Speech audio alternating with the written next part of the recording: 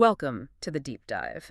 Today, we're plunging into something that puzzles almost everyone who reads early Genesis, or Bereishis, those incredible lifespans.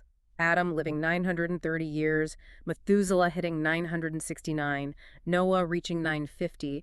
I mean, how do we even begin to understand that? It's a huge question, isn't it?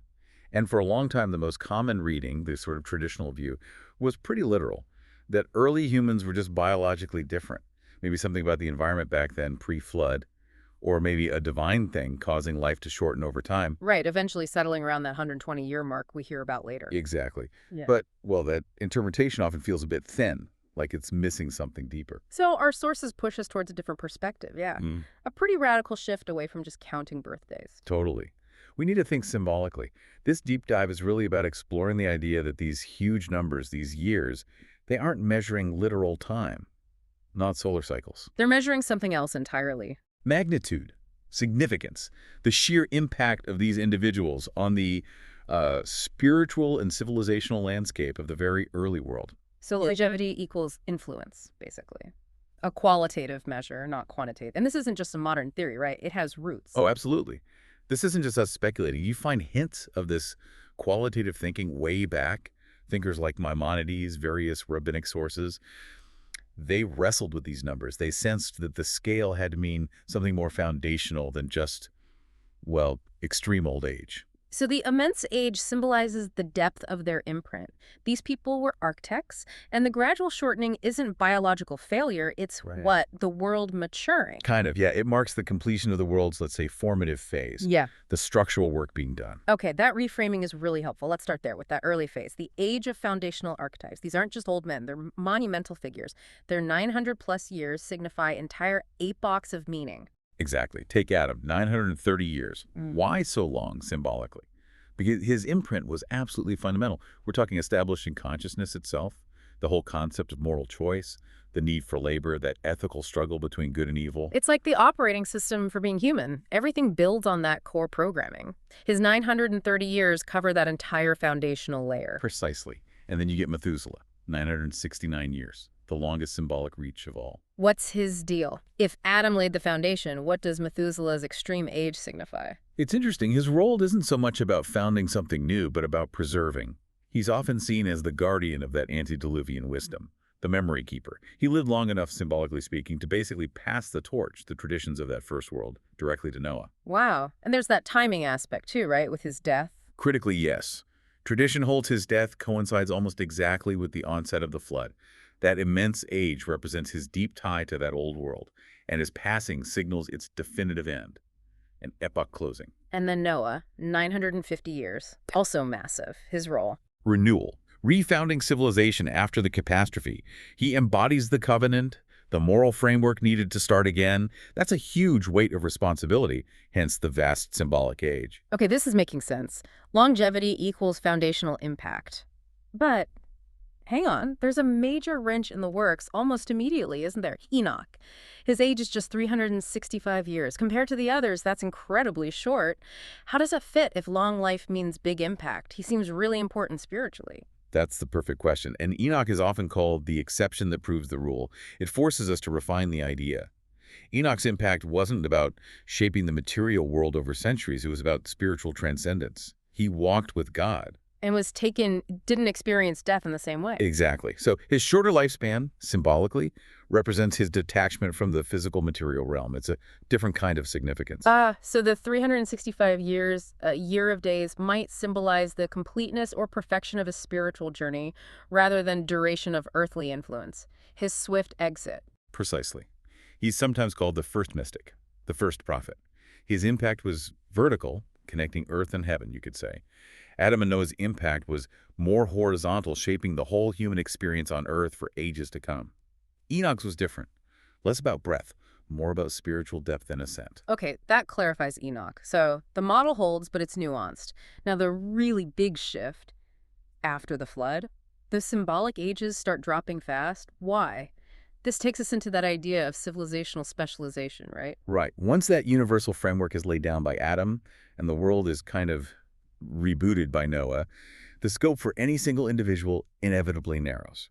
As civilization grows and diversifies, the sources suggest that individual contributions become, well, smaller, more specialized, less epoch-defining. So the era when one person could literally set the global paradigm is over. Responsibility gets distributed. And we see that immediately with Noah's son, Shem. Instantly. Shem lives to 600. Still huge, but a big drop from the 900-plus club. And his symbolic role reflects that narrowing. Yes. He's the preserver of divine knowledge, the carrier of the ethical line. He's not creating the foundation like Adam. He's maintaining a specific inherited tradition. 600 years still shows a massive scope of influence, but it's focused. It's about transmission, not universal creation from scratch. And then the numbers keep falling quite steeply, actually, through figures like Peleg. He's much shorter lived. Peleg is a fascinating example, only 239 years. And his name is key. Peleg means division, doesn't it? Exactly, divisor or to divide. His symbolic lifespan represents that specific moment, the emergence of separate nations, the scattering of peoples, the division of languages and cultures. So the shrinking lifespan isn't a punishment or decay.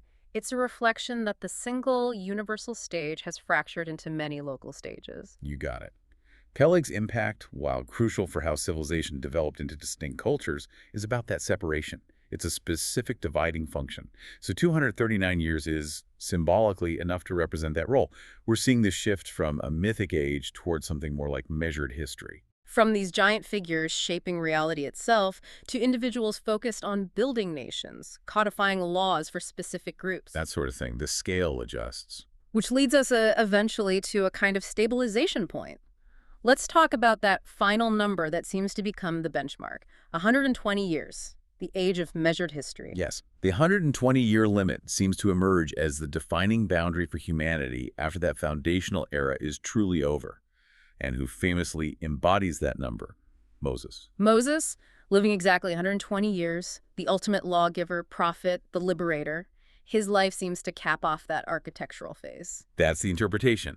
His 120 years symbolize the completion point.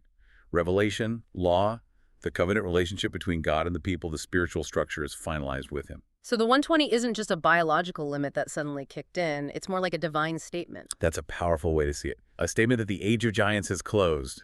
The foundational work is done. Wow, okay. So what does that imply for everyone after Moses? It implies that the primary architecture is set.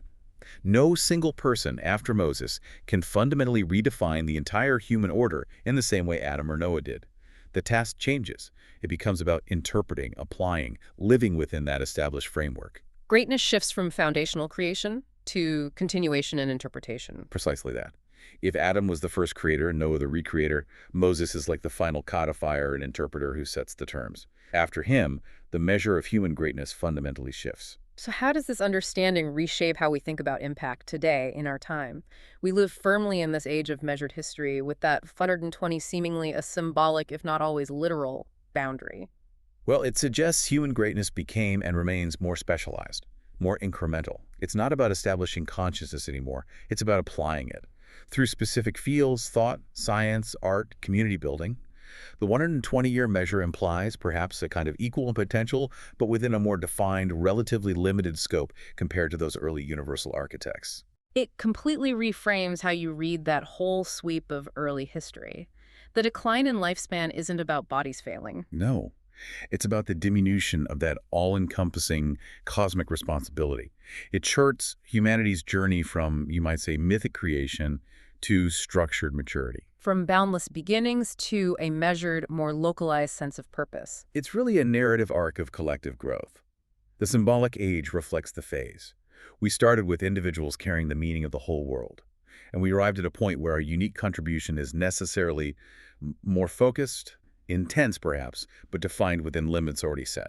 That's a really profound way to look at it. It gives those ancient stories such a different resonance. So let's leave our listener with this. If those symbolic ages chart the growth curve of civilization and our modern measure, that 120, points to a specialized, limited reach, what does that suggest about the quality versus the sheer quantity of your own unique contribution today? Within the structure built by those giants, what singular imprint, what specific contribution might define your epoch of meaning, however measured it might be?